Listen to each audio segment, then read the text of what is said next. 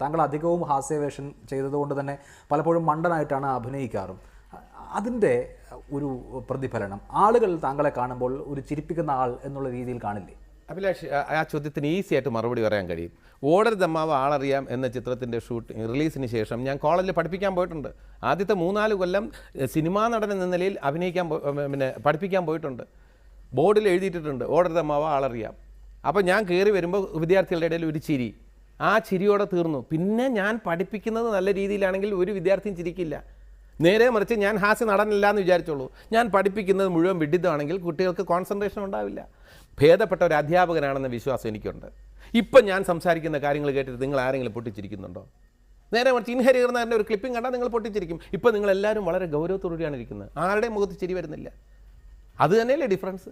എന്നെ കണ്ടിട്ട് ഒന്ന് ചോദിക്കാൻ തോന്നുന്നില്ല ജഗദീഷ് എന്നാർക്കും തോന്നില്ല. That is the difference.